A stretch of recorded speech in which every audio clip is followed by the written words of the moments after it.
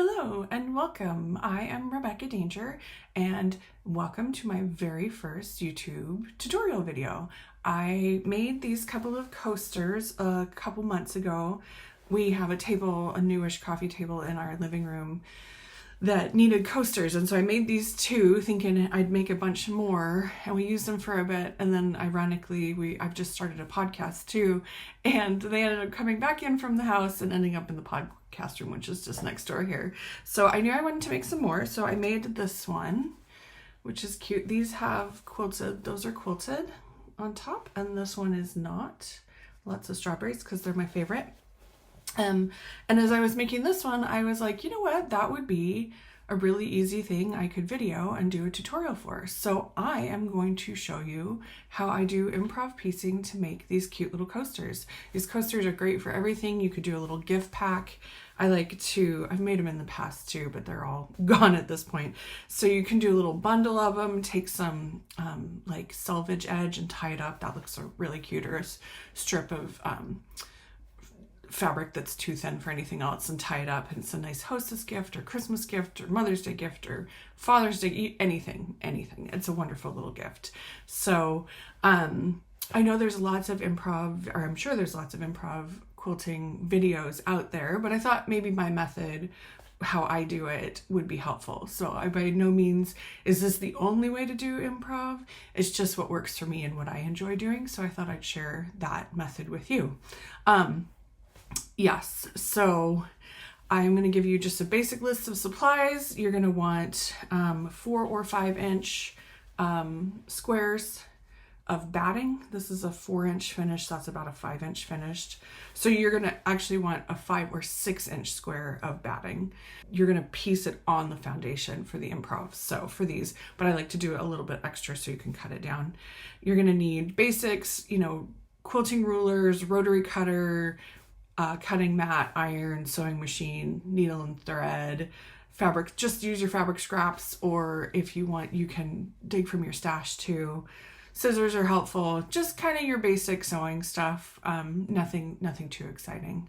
So I'm in my office now, but I'm going to take you into my sewing machine and I'm going to walk you through and just talk to you about what I'm doing and talk to you about why I'm putting the colors together and all that kind of stuff. So this should be fun. I hope you get something out of it, and let's head into the sewing room and get sewing. Okay, let's get started on this coaster. So you're going to want to start with a 5-inch square of batting. I like to do 5 inches, which means then I finish at 4 inches, but it gives me a little bit of extra space around so that I know I have enough to piece for when I add the back. So if you want to do a different size, that's fine, but I like to start with a 5-inch square. So I've already dug through my big basket of scraps and I've pulled out some little pieces because these coasters are perfect for little teeny tiny pieces and using them up. If that's your thing, that's my thing. I like to do that. So if you don't, you can always use just big pieces of fabric and cut them up and cut little squares out of them too. So anything goes here. I've already dug through and I found some favorites. I know I want to use some of these in here. I love strawberries, so anything strawberry. There's a few more. So that can be one of the most time-consuming parts, is digging through your big basket of scraps or fabrics and deciding which ones you want to use together in your coaster. So I'm going to start. So what I do is I dig through and I find a good candidate to kind of start the middle, because on these specifically for the coasters, I build out like a log cabin block, essentially. That's how I start. So you start with the 2 pieces together and then add a piece as long as those 2 and add a piece. So I don't 100% follow that, but it's how I start. I like to start with some kind of square in the middle. So this square, I think, is what I'm going to start with. And it actually has a little bit of stitching from another project in it. And then this is a selvage edge. So I'll just make sure I'm covering that up as I go. So now that I've decided on that, I'm going to kind of dig through here and find another piece that I like that I might want to put next to it. That might be, basically I want to test pieces as candidates to go next to it. And I'm thinking this one is just about the same size. So what I'm going to do is cut it down And I'm not even going to worry about straightening that edge because I'm just going to lay it face down on here, and I'm going to make sure I can see the straight edge of the pink piece. You can probably just barely see that peeking out. And then I'm actually going to adjust a little bit, and then I'm just going to sew this piece on top of that piece right onto the batting. I did want to mention you could stitch down that first pink piece if you wanted to make sure it doesn't go anywhere while you're stitching, but I don't worry about it. This is the first seam I start with. So let's throw this on here. I currently have a foot with a 1/4 inch guide on it, but you absolutely don't need that. Again, it's a new project. It's a good idea to switch to a new needle because sewing machine needles only last so long. I'm using a number 70 sharp on here, which is a little bit of a push because I've got the batting behind it, but I like to piece with the 70s, so that's what I have in for that. You can just do a straight seam across if you want. You can do a couple stitches back at the beginning. I know there's differing thoughts on that, but I like to just do a couple stitches back. So whatever you want. I like to not have hard and fast rules with my crafting and creating as a whole. So I'm just going to put that on there and back it up. My machine cuts for me. Makes a lovely sound while doing it. And then I'm going to bring this over to my little hot iron over here, and I'm going to open it up and see what I got. So there you go. There is the first pieces together. Now, one of the other things I guess I'll just say right now is I kind of like to balance, and you can see this in some of my other pre-finished ones.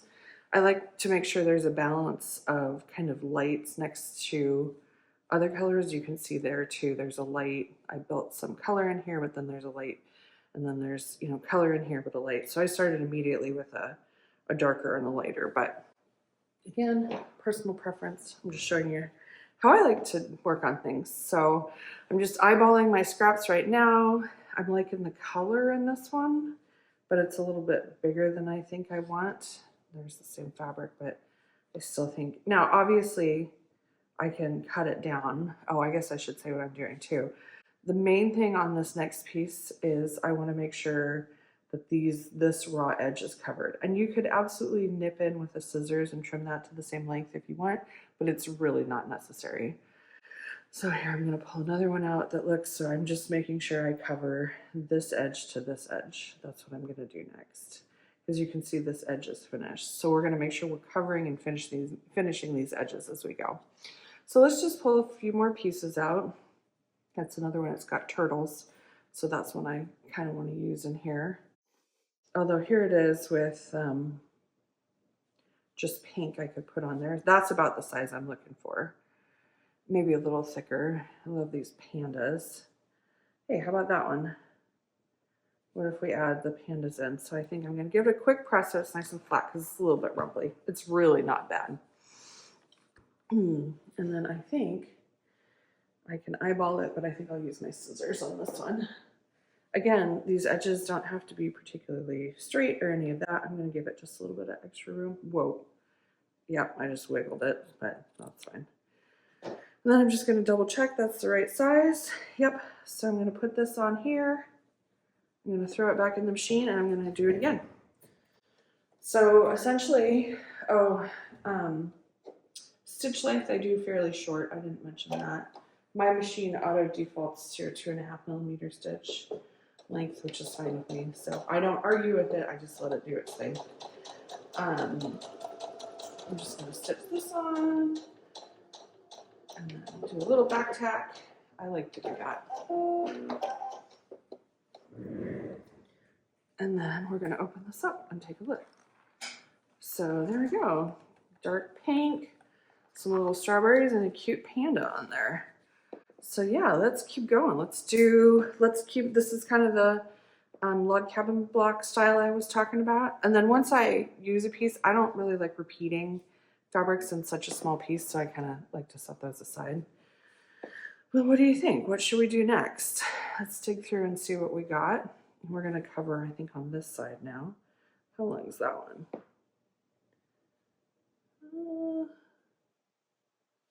Might be a little bit short, but maybe let's test it out. What do you think about that next door there? Maybe we'll do a different one. I'm not in love with that. And that was the first one I grabbed. So let's see what we got. There's some more over here. Some cute little kitties. Those are cute. If I put that in there, maybe trim it up like that, cover that. That would pretty much get me finished to the side, although there's some selvage. Although with a 1/4 inch, what are we looking at? You can also test it, see how far it's gonna go. And I'm just approximating a 1/4 inch on there. I don't know. Let's see. Let's keep looking. See if there's something I like more. I don't like that because it's too close in color to that one. This is probably going to be kind of the same, and that's a really thin piece. Let's see what we got down here. Do this, but I don't love how it's like evenly light on the two sides. Maybe like a mid pink instead. Ha, like this one. What do you think? Do I like that? So this is where the improv, I just kind of let the colors talk to each other. And I'm looking at how this piece looks with specifically, I'm not really considering this piece right now because it's on the other side. Although I did when looking at that because it felt too evenly balanced or overly balanced, I guess maybe. This one's looks pretty good. Do I like it with these? I don't know that I love it with the pink in this one. There's a strawberry here. No, that's not quite what I'm looking for. How about these flowers? Don't love that either. I will tell you in this that frequently I feel like I get to a point in improv where it's like, oh, none of this is going to work and it's going to look terrible. And I know a lot of people don't like improv because of that kind of feeling. But look, I have this whole pile of fabrics that I can dig through and something in here is going to work.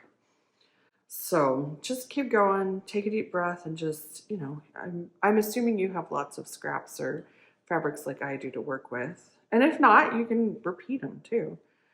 So I'm just digging. That's a really similar value to this one, so I don't really want that in there. I could consider adding this green in.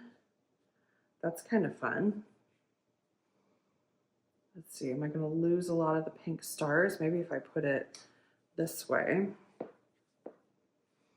Kind of like that one. I wasn't planning to put a green in here, but I kind of like how it looks. So let's go ahead and cut this.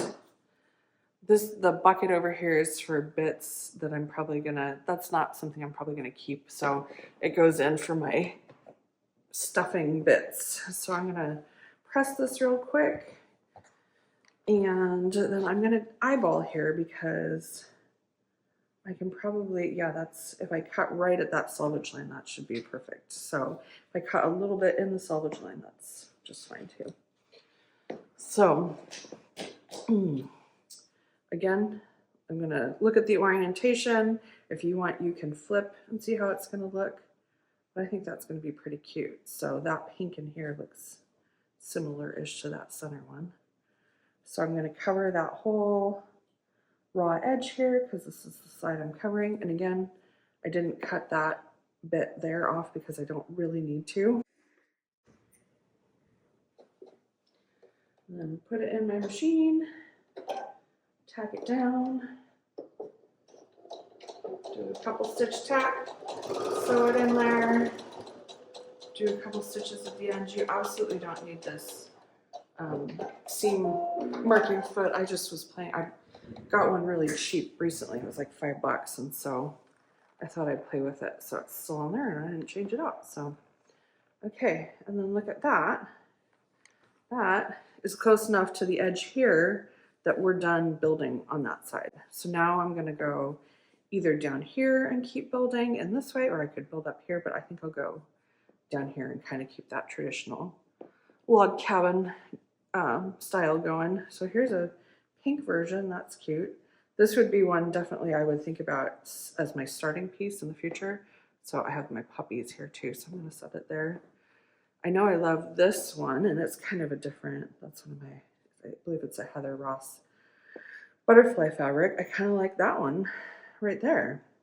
See, sometimes it's easy and sometimes I put a lot of options in before I pick one. So I'm going to just give it a little press and then just going to give it, I can see just past that yellow butterfly. Oh, gotta open the rotary cutter. I have a rotary cutter scar on my finger from when I was a teenager, so I'm very respectful of rotary cutters. I hit it in, I think I was about 16 and I was sewing and not paying attention and I slammed the rotary cutter into my finger. So let's tack these butterflies down. Add this one. I think the improv's super fun because it's going to get you kind of that patchworky feel that I love, but you don't really know what you're going to get till you're done. And I'll show you on a different one how all of the fabrics end up just being, I wasn't realizing it as I was going, but as I finished up, I realized, oh, and those are stars, and I love stars, and there's unicorns, and I love unicorns, and rainbows, and I love rainbows, and I had just kind of mindlessly added them in. Yeah, so I thought this was going to be more pinks because that's kind of what I pulled out, but with that green, I'm really kind of digging on what direction we're going here. So now I'm going to add something here. And again, what I'm looking for is something that will cover this raw edge to that raw edge. I think I'm going to trim that little triangle there because that seems, yeah. Throw it in my scrap bin. Well, those are the smaller. I'm not going to use them again, scraps. So let's see, we haven't really dug in here. What do we got? That one's not really long enough. There's some reds in there. I don't think I want to add red in, but you know, feel free to put it next door and see. I mean, it's not bad. This could be kind of cute, but you already have that white there, so I think I'll skip. What about this one? I had tried earlier. I don't know that I like the contrast between those. I think I want a little bit more significant contrast. Let's see. There's some cute hearts we could try. It's kind of a big piece. I'd normally aim for smaller. No, I don't think I like them going that way. The other thing you can do in a situation like this is if you don't have a piece long enough to cover this whole section, you could piece two pieces together and then put that down as a strip instead. Let's try this peachy. Don't love that one. For me, when the right piece ends up on there, I can just kind of feel it. It's like, oh yeah, that looks right, that feels right. So maybe that's not the case for you, but that's how I work with it. What do we think about that one? No, I don't love the difference in contrast between those two. I think sometimes the further, here, this looks like a good pile. Sometimes the further down you go, not further down, the more pieces you put on, it can feel a little bit more challenging what you want for fabric for the next piece. But again, just keep digging and trying. That one's okay. It's got a little bit of gold in it, which I always like to add into stuff. And this would probably cover this edge, so I could then only work here and here. What do we think about that one? All right, well, let's put it as a maybe. See, I've got these cute puppies, which I just love, those little dachshunds. And then see, again, that would mean some of my favorite things. The strawberries, the pandas, my youngest son's favorite animal is a panda. And black and white creatures, I love that. I got my stars. Butterflies are one of my favorites now, thanks to this house. They never used to be. I used to think they were cheesy. I grew up with dachshunds as a child, so that would be fun. And I'm just going to look and say, this is, again, I want to see if their faces are going to go, like, get cut off too much. But I kind of think that might be the perfect piece there. All right, let's do that one. I'm going to give it a little press. And let's put this possible candidate down. And, oh no, I moved it there and we go this way. So I'm just going to put this slightly over. I see there's a little trim in that fabric. So I want to make sure I'm covering that up. So I put this slightly over. Can you see there's a little bit beyond the seam allowance, and I'm going to use the edge of the dog fabric as the seam allowance instead. Okay, let's throw that in.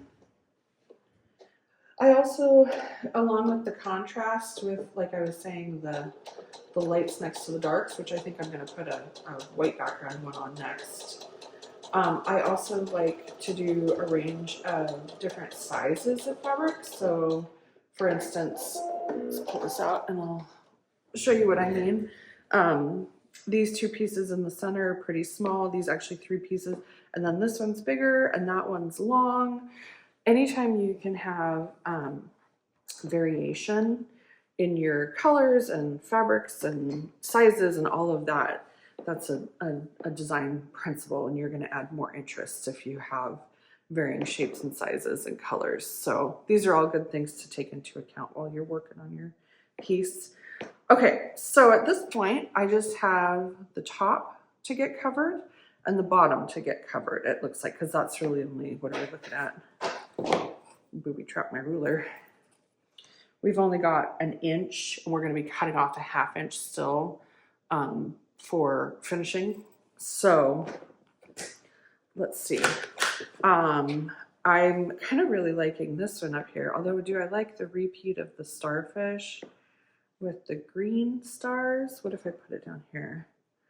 What I'm trying to say is this would be an easy spot for me to sew a second piece onto this piece of fabric before I add it to the background. So let's put this up as a candidate, because it would be really easy if I could just sew a strip on here. What about this one? I love this fabric. I always thought it was really interesting. I've savored bits of it since, I think I've had this since 2014 or something. Maybe earlier. Let's see if we fold it. It's going to be just long enough. I like that it's a whole strip, and it's going to add a little bit of those straight lines in with it. I think this would be a good candidate. This is the selvage, so I'm really only getting kind of from here to here. And then there's a big old cut right there. So I think I'm going to cut that piece off so that I'm not accidentally stitching it down.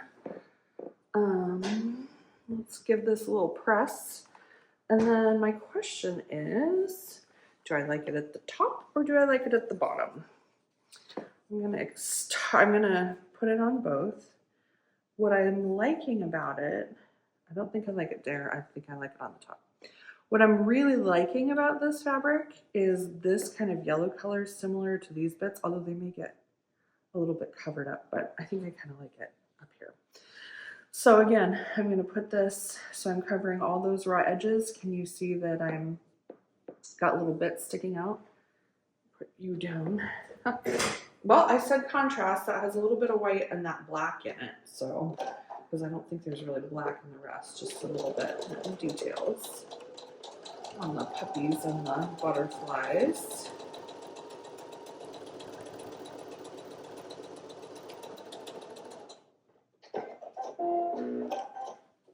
Okay, let's press that open and take a look. Pretty cute. Okay, that selvage is just on the edge and some of that's getting trimmed off anyway, so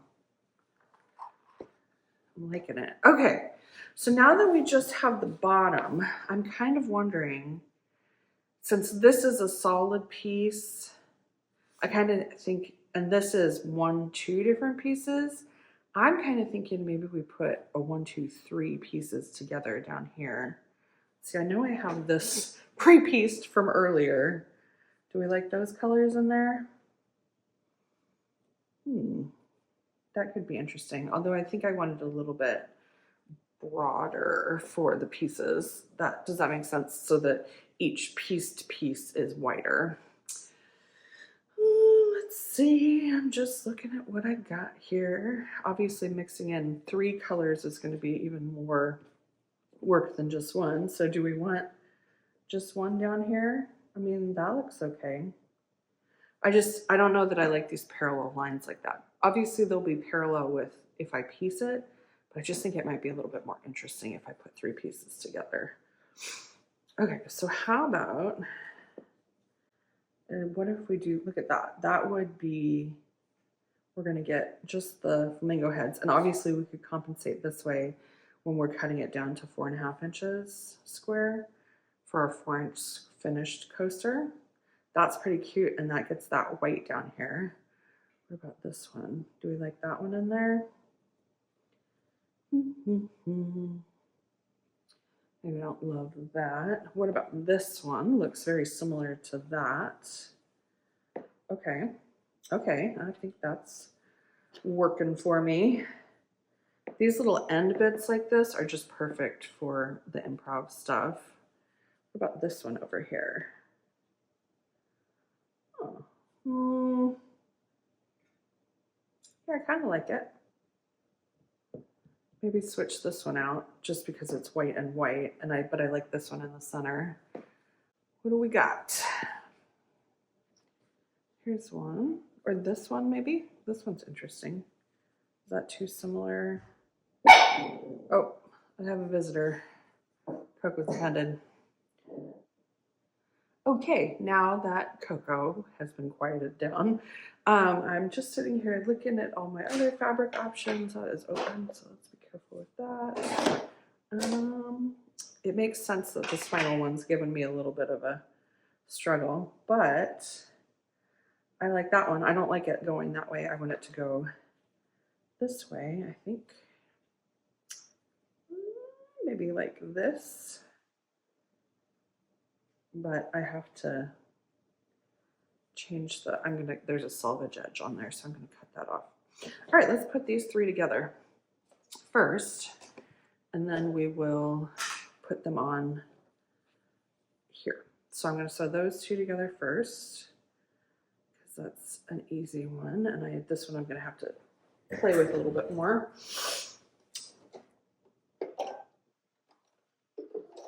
Again, on this piecing, even not on the batting, I do like to do a little bit of a tack at the beginning and end. Although maybe not the end of this one because I didn't cut it off. I still did it. Creature of habit. Okay, so let's press these over. I'm gonna press the seam to the side there.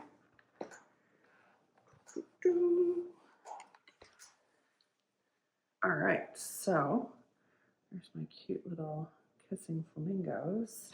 Let's look at this one again this way. Can we go that way? Yeah, I'm gonna trim it. I'm gonna just trim that little selvage off. Use the ruler. Have I even used the ruler yet on this one? You can use one or not. That's the nice thing.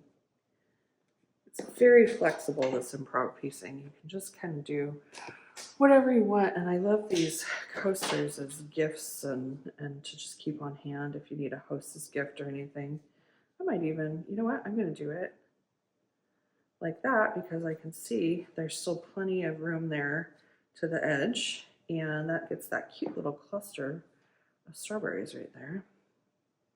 I of course want to orient them this way because they're all about the same length, but you don't have to.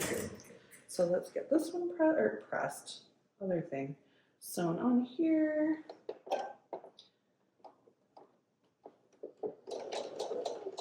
I haven't been working with my mat next to my sewing machine like this with the little mini iron and stuff. My big cutting table is, sorry, technical issues on there. My big cutting table is behind me, and so I was like walking all the way around with it, but I do recommend, I like that because then I get up and move, and sewing can be so sedentary. I like to move around more. So I don't mind piecing a little bit here, and then my ironing is that way, and then I come back over here. But I definitely knew for a video it needed to all be in one spot, and it is very handy, and I'm sure I'm moving much quicker doing it this way than having it all the way across the room. All right, look at that. We have a cute little pieced strip to put on here. So what I'm gonna do, this is a little bit wonky here, so this is completely unnecessary, but it's my perfectionism. This is hardly perfect, but I like to have it cleaned up. So I'm gonna eyeball, because I maybe don't want the flamingos center, so maybe like this. And this is my least favorite of the 3 fabrics, so Or do we want it just kind of centered? Yeah, I like it fairly centered. Oh, is there enough contrast between those two? Oh, I don't love it. What do I want to do now? Well, you know what? I think this is a wonderful learning opportunity to say you can change your mind if you don't like it. And look at this, is just going to take me a couple of seconds. I'm just going to seam rip this and try something else because I don't think now that I have it on there. I think I was probably eyeballing too much with how these three pieces interacted and maybe not looking quite as much at how each piece was interacting with the fabric above it on here. But look, if you put something together and you don't like it, it's just fabric and you can just rip it out and try something else. It just takes a second. I really locked that in there. So this is probably taking longer than, yeah, and I have a little bit of a machine issue, so it made it all thready. But almost there. I guess I could have grabbed a seam ripper, but honestly, I generally just use my little snips at the machine.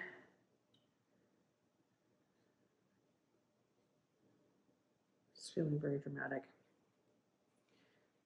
We could also speed this up, but then I wouldn't show you in real time. But it really just takes a second.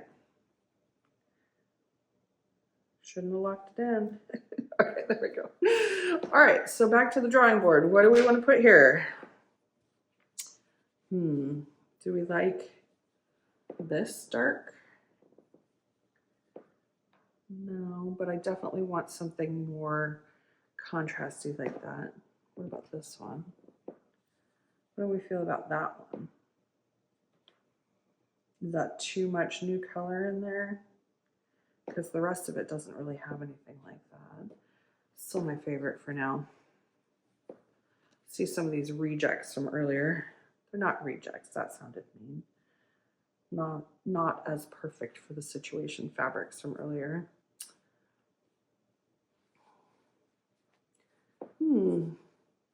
Again, it makes sense that this last piece is the one that I'm struggling with the most. Here, this one kept coming up as a candidate and never got in here. What about that? I like the contrast here. I like a little bit of gold, although I'm not sure that part's going to be in there. I like the little bit of yellow again. I like this darker pink because it's similar. Okay, I'm just, how am I feeling about that?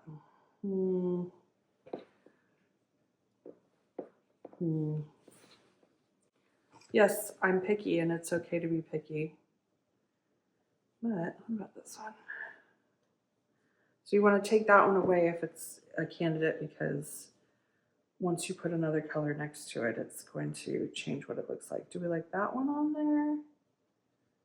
That one's pushing it with being long enough. What's this one? Little pink starlets. Is that enough contrast? That one or this one? I think this one. As I put it back, I'm feeling fairly confident in it. Fairly confident. Again, this is just a little tiny part of it, and as a big picture, you know, once you get everything in here, it's going to look great. So don't sweat it too much like I am. Don't do what I do. All right, let's put this in here. I'm not going to lock the end this time, just in case I'm like, oh no, it looks wrong again.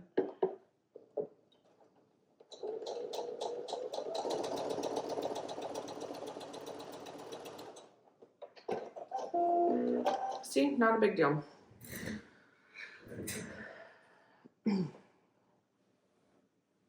Let's open this up. Yeah, I think this will be great. Okay. Try it again. Move everything aside. Really get it. Yeah, we're good. We're good. Do we want to match it? We want that. Now I'm looking at the positioning. Do we want a little bit more? How about right there? Okay, I'm gonna flip this up. Try and hold it in place. You could use a pen if you wanted, but let's see. And then I am pushing this down enough that I'm making sure this, see how that's got that little out of it. I'm gonna make sure we're getting that in our 1/4 inch seam allowance. So, bringing it up on the pups a little bit, but that works. Let's do this final seam.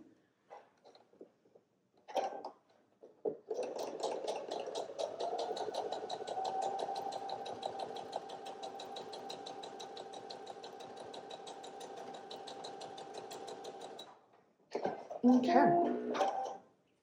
Now we're gonna open this, see how we like it. Looks great. Let's press that out. And okay, we're almost done with our coaster. Well, almost. So there's a couple next steps I'm going to tell you. So we need to get this. So this is a 5.5 inch, or nope, it's not 5-inch piece of batting, but I want this 4.5 inches finished, or 4.5 inches cut, so that when I sew it with a seam allowance, either with, well, I guess if you put a binding on it, it's going to be the same size. So it's up to you really. But what I want to do is cut this down. This one is 4 inches finished, just as a visual. So these are hanging and overlapping, but I don't really need to cut it to the batting. I need to cut it to, I'm going to go with 4.5 inches. So I'm going to tell you a couple options before I do that, because I'm also realizing I didn't bring my 4.5 inch ruler over here, and obviously I could use this one, but since I have one that's 4.5 inches, I can set it on there and get a visual of it. So I'm going to leave it like this and sew it, a backing fabric on it so that they're right sides together, and then open it up and then just top stitch around the edge. I think this one, I ran some lines of quilting on it once I sewed it, but that can cause a little bit of a issue, but it looks just as cute to not. So that's what I'm gonna do. But you could also put a piece of fabric on the back and make a tiny quilt sandwich and quilt it that way, and then put a binding around the edge. I don't really like messing with the binding on such a small piece. I'd rather just have the finished edge like that. So I'm gonna go get my 4.5 inch ruler, and then we're going to pick a backing fabric for this, and out of my scraps as well. And then we'll sew it together and we'll keep going and finish this up. Okay, after way too much thought, I picked back. I have a huge stack of them because I miscut them for a quilt. So I think this is the same as, yep, on that one. So I'm just using it, but it looks fine with it, and it's on the back. And so I'm going to go ahead, let's go ahead and start by cutting this to size. Got my 4.5 inch ruler. I'm going to set this on here. Cut that down. That's pretty small, but we'll throw it in the pile. It's usable. You can see from doing this. And then let's do this one. Okay, so the nice thing about this ruler is you can kind of fussy cut over it. So this is the edge. Do we want to do like that? I think maybe we'll bring this up. I'm looking too as I'm going, because there's a little 1/4 inch line, so I'm looking at, it's going to keep half the heart in there and just a little bit of that top strip. And then I'm kind of lining up here because I have a little bit showing there. Okay, let's go ahead and do this. Here we go. This guy down. You can turn it. I'm going to live dangerously and do this. Nope. Just kidding. Okay, look at that. I could put that piece, I need a new blade, obviously.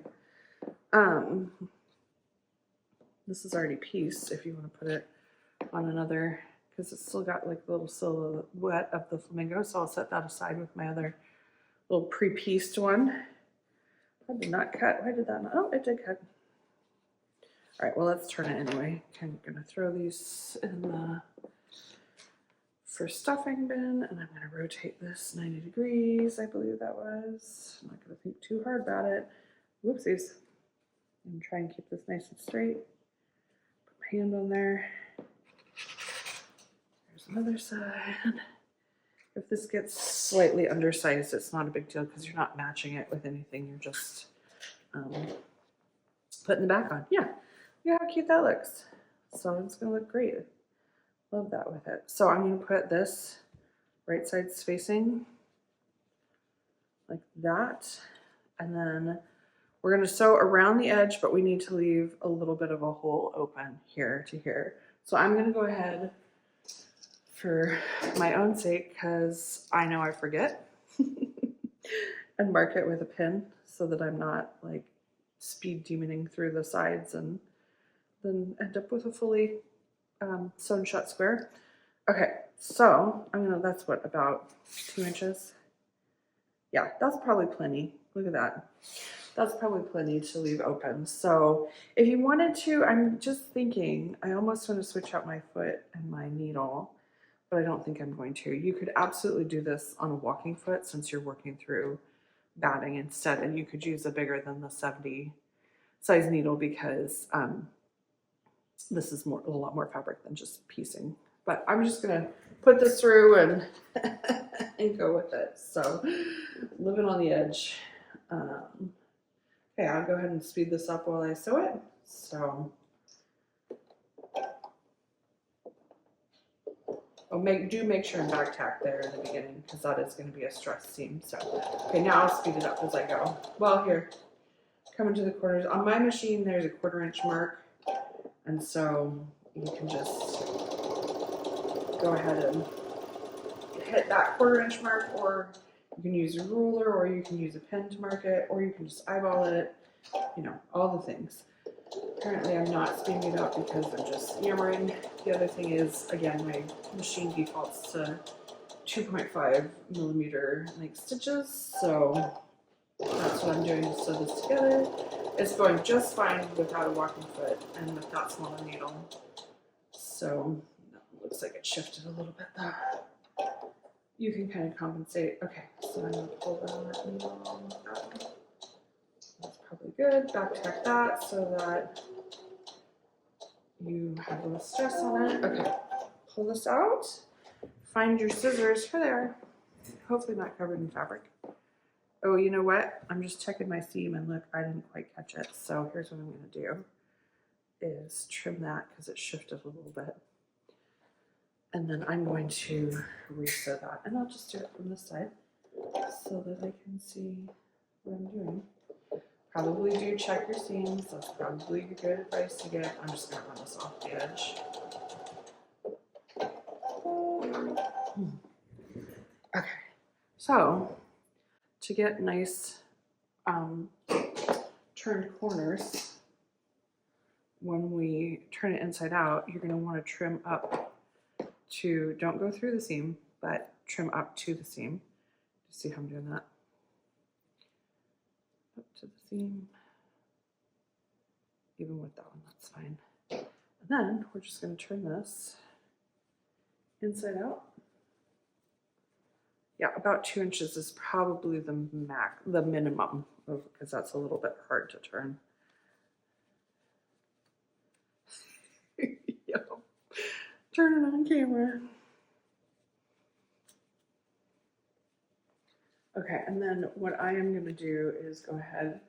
I have here a point turner and all the tools, but I didn't bring them over, so I'm going to show you how I actually sew, which is going to be this pencil that lives next to my sewing machine. It's mechanical, and I'm going to push the corners out with that, but that's fine. That'll work.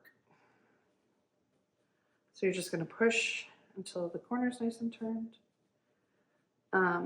Next step is going to be to press this, and depending on what your setup is, I know this iron's not nearly as heavy as my regular iron, so I'm almost tempted to go press it with the big iron, but I'll just not. Okay, so you can kind of wiggle on the seam to get it out. See how it's wanting to curve some? So if you just kind of back and forth with your fingers, that can help it. And then we're going to need to turn down this where the opening is. So I'm going to go ahead and pin it already. I have glass-headed pins, and so I can, ouch, iron right over them without melting anything. So if you have plastics, don't iron them, but that's specifically why I have the glass head ones. So not that you need them, but all right, so there's some ends sticking out, so I'm just going to tuck them in with my scissors. And then, yeah, the extra weight of the full-size iron would help to get this flatter, but I'm not going to worry about it. So, all right, put those back. And wiggle in that seam to get it square. Okay, let's do that. So here's where you can see, I'll grab that other one, and this is all personal preference. But yeah, that looks okay. Let's press on this side too. Honestly, maybe readjust those pins now. That's okay. Oh, lost my train of thought. Thinking too hard. You can absolutely just leave this unquilted if you want. I think it looks great. Maneuvering that seam a little bit more. I'll show you the difference because I have both here.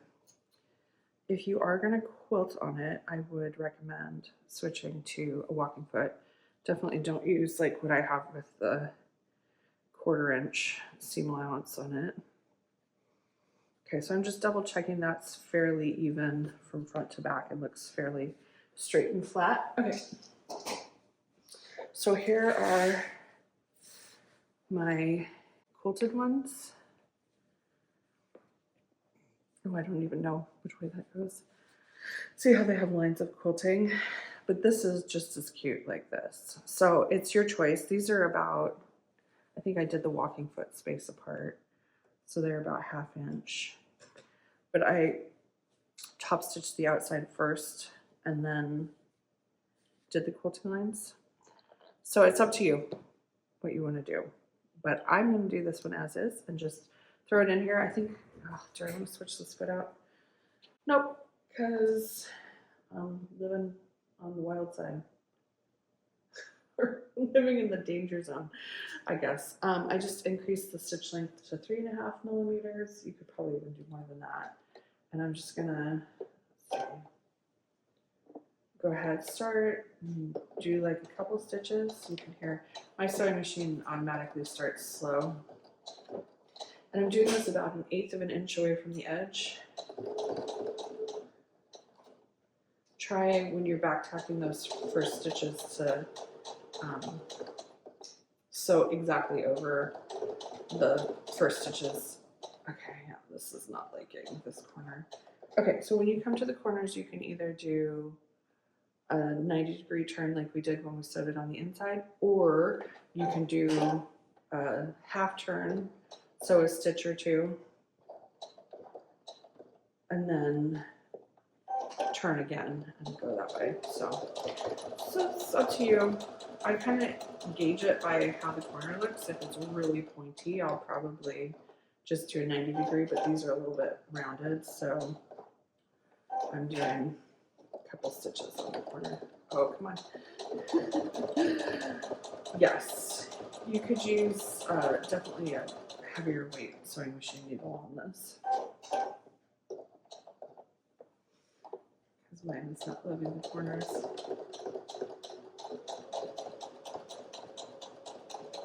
But it's doing it. All right, almost done.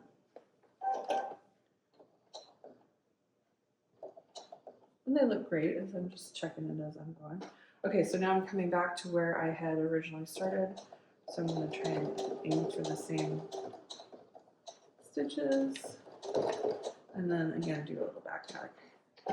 And then I'm going to take a look at this. Okay, it's not as perfectly perfect as it could be, but I'm not too worried about it because it's just going in my living room on my coffee table. My kids are going to use it anyway, so.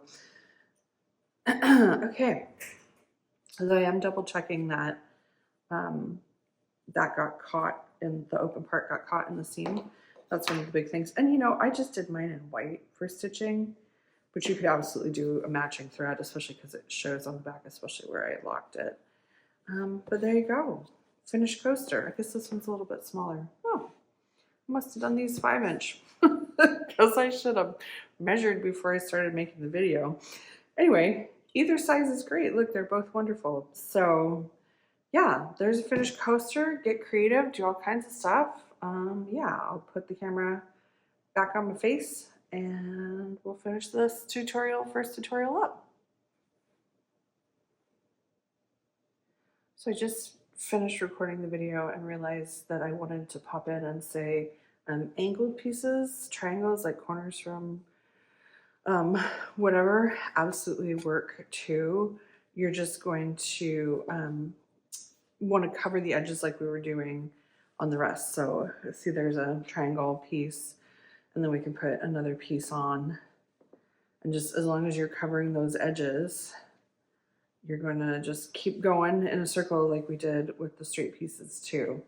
So I haven't played too much with curved pieces on this style, but absolutely angled pieces with triangles work just the same. So you just keep, you know, putting these on until you're cover the coaster. Essentially what we are doing as a whole is just every seam line we make, we're just covering it as we go and working our way out. So yes, angled pieces are great too. Thank you so much for watching my improv coaster video. I thought I brought the finished one, or I would bring the finished one to show you. I have to say this is not my best top stitching I've ever done, but you know, it's all good. It's my first video. I was a little bit nervous about it, so it makes sense that I wasn't perfect on there. So hopefully you had fun playing with your fabric scraps like I did. I just wanted to mention I was thinking about it while I was working on the coasters. You absolutely could piece all of this by hand too. This would be a wonderful handwork project. Just take with you and throw in your bag, and you know, you could even do hand stitching on them, and so yeah. So which one do you like more? Do you like the unquilted one or the quilted ones? I can't decide. I think I'm kind of leaning towards the quilted ones though. So but I just want to make sure you remember I don't like to play by hard and fast rules in crafting. I just like to do what makes me feel good and makes me happy. And these make me very happy, especially using them. So this is by no means the only way to do improv piecing. I just thought I would share what works for me. If you have a question, go ahead and leave me a comment below, or if you finish one, leave me a comment and let me know, or send me a picture, or any of those things. I'm going to try and pretend like I'm a YouTuber, so make sure and like and subscribe and share my video, please. But for real, I just started a podcast with my friend Tom, and we talk about art and creativity and everything we're working on, and we do some pretty deep, I would say vulnerable conversations about what it means to be a creative and an artist. So that's my Art is My Voice podcast. You can find it on YouTube. You can find it on Apple podcasts. I'm not good at these things. So anywhere you can find podcasts, we're on there. My Art is My Voice. You can also check out my weekly journal I've been doing here on YouTube. I talk about all the creative stuff I'm doing for the week, so you might be interested in keeping up with my creative adventures or not. And then also I have RebeccaDanger.com, which you can check out. That has my patterns, and I'll be updating that with anything I have going on. So thank you again for watching, and go make a coaster and have fun, and let me know what you did. And I'll see you again in my next tutorial.